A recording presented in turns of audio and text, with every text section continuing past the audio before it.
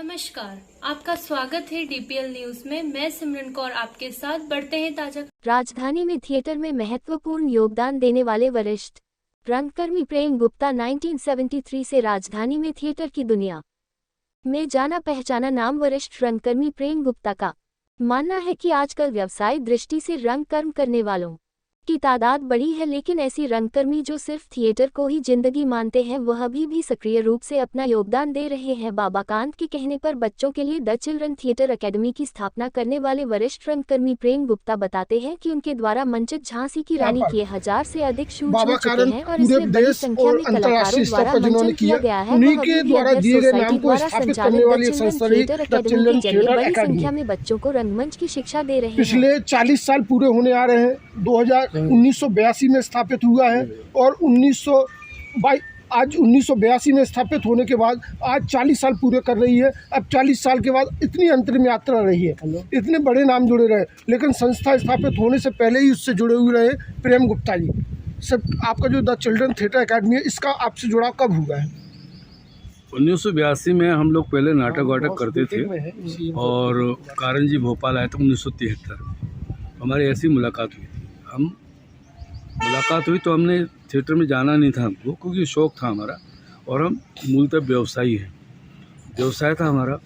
तो अचानक क्या हुआ कि कारण जी एक प्ले कर रहे थे भोपाल में, कर्मभूमि, और मैं उसे देखने जाया करता था। मैंने परमिशन ले ली थी कि पूछने की, क्या मैं बैठ के देख सकता हूँ, क्योंकि मैं व्यापारी था तो दुकान पे बैठता था, तो समय मिलता तो मैं आ जाता था।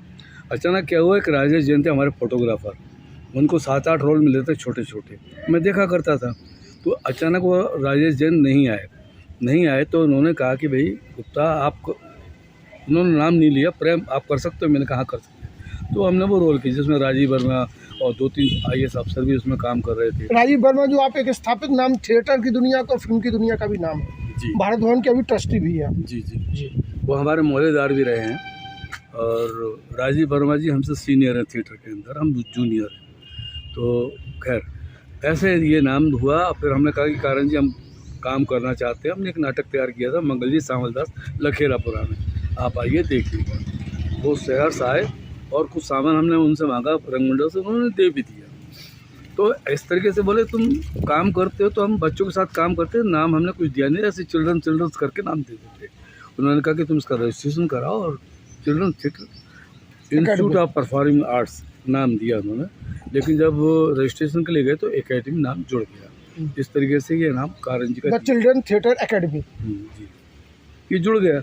अब धीरे धीरे वो काम में विस्तार हुआ। गांधी भवन में हम लोग काम कर रहे, लेकिन स्लम्स के बच्चों को लेकर के हम लगातार काम कर रहे। हमने वो स्लम के एरिया के बच्चों में जो एक ड्रामा और थिएटर के प्रति रुचि जगाने का काम। भाई शुरुआत ये थी कि हम करें कहाँ, स्कूलों में हम जाते थे तो स्कूल कुछ में काम करते, लेकिन स्कूल में क्या होता, फंक्शन होता था, उस टाइम पर हमें बुलाते थे और स्कूल में पेमेंट नहीं देते थे। वो लोग बोले हमारे पास पैसा कहा, तो हम शो के तौर पर कर आते थे।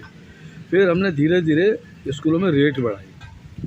जैसे हम आपके स्कूल में काम कर आए तो हम फिर दूसरी बार नहीं जाएंगे, लेकिन वो आप कहते थे कि नहीं साहब आ जाओ, क्योंकि पेरेंट्स तो वही हैं, पहली क्लास से लेकर 12वीं तक के वही पेरेंट्स है, वही कार्यक्रम है, और नाटक अलग से होता था।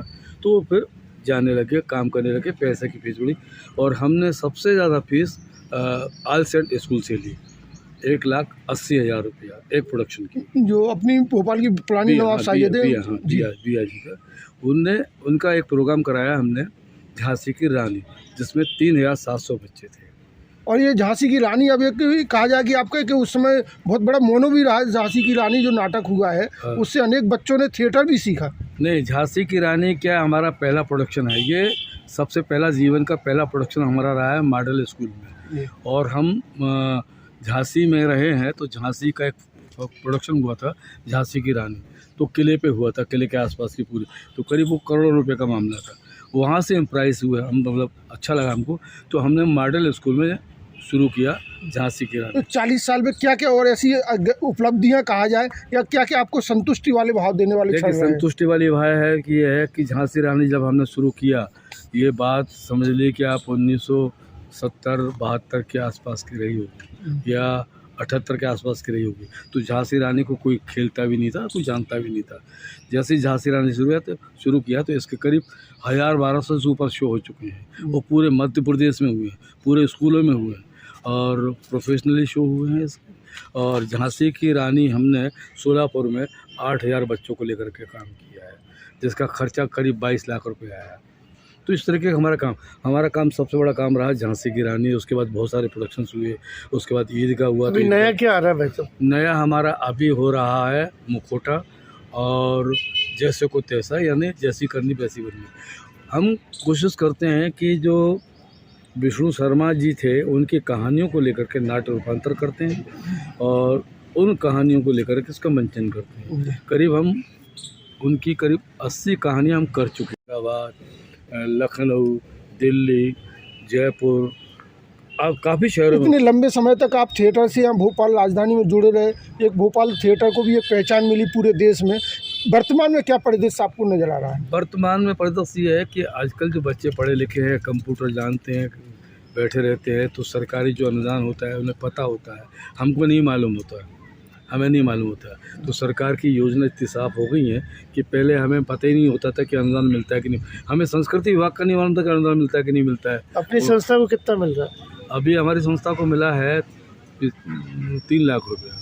अभी कैसे बाकी जो रंगकर्मी है उनको लेकर, उनकी स्थिति को लेकर क्या आपका सोचते हैं उस लेकर कि देखिए साहब, रंगकर्मियों की बात करें तो एक जो बच्चा होता है वो भी रंगकर्मी होता है। हबीब तनवीर भी रंगकर्मी है, वो उनके साथ भी वरिष्ठ रंगकर्मी जोड़ा जाता है और प्रेम गुप्ता के साथ भी वरिष्ठ रंगकर्मी जोड़ा जाता है। लेकिन ये तुलना गलत है। कहाँ हबीब तनवीर, कहाँ बाबा करण, कहाँ प्रेम गुप्ता, तो वेरिफिकेशन तो है नहीं इसमें। हाँ, वर्तमान में जो रंगकर्मी है वो अनुदानित रंगकर्मी है, वो रंगकर्म करने नहीं आए।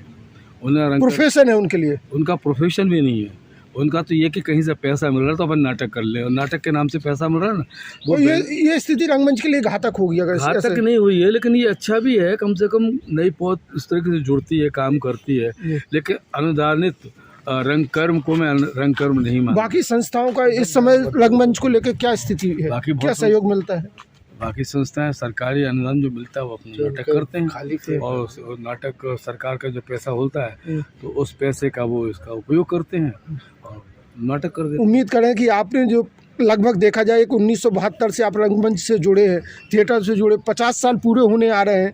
गोल्डन जुबली आपके लिए है, तो हो सकता है उम्मीद करें कि ये अनवरत सिलसिला जारी रहेगा जब तक आप चाहें। हाँ, बिल्कुल करना चाहिए, और नए रंगकर भी पैदा हुए हैं और अच्छी बात है। और जो संस्था को अनुदान मिल रहा है, जो लोग काम कर रहे हैं, ये अच्छी बात है। आपसे जो जुड़ना चाहते हैं, द चिल्ड्रन थिएटर एकेडमी से जुड़ना चाहते हैं, नए रंगकर्मी या नए बच्चे, वो कहाँ आपसे संपर्क कर सकते हैं? वो हमारा क्लास चलती है शाम को 4 बजे से लेकर के रात्रि 8:30-9 बजे तक, डेली नियम। सिर्फ संडे की छुट्टी होती है। स्थान कहाँ रहता है? स्थान गांधी भवन परिसर फेज 2 और अर्घ कला समिति का कैंपस, जो कराई